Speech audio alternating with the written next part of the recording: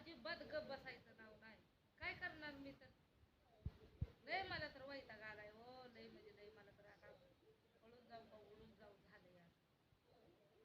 लेकरांचा वैताग, नवऱ्याचा वैताग, संसार परपंचाचा वैताग, सगळा वैताग वैताग. बायचा जन्म कवा नसून रे देवा, कधीच नसून. बेकार बेकार बायचा जन्म बेकार.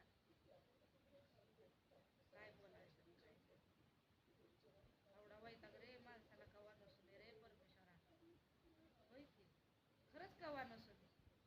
एखादा माणूस झिटावलं आणि वैताग जर आला तर खरंच म्हणजे न विचार जे करणारा माणूस आहे का नाही, ते आयुष्यातनं बरबाद होतंय बरं. खरंच बरबाद होतंय. मी विचार करते, मला लय टेन्शन आहे, लय टेन्शन आहे लय.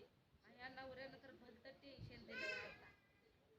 नको नको नको झालंय मला. ते होम थिएटर जर घरी फोडलेला असला तर तुम्हाला त्याचा फोडलाय हा, फोडलेला असला नव असला म्हणजे बाहेर नसला टाकला, घरात जर असला तर मी तुम्हाला त्याचा नक्की व्हिडिओ बनवून टाकेन. बघा ती सिस्टीम केवढी आहे, कशी फोडली.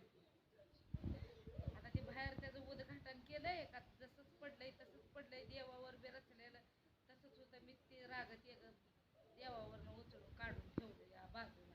देवाऱ्यावर रचलं, देवाऱ्यावर रचलं होम थिएटर फोडून.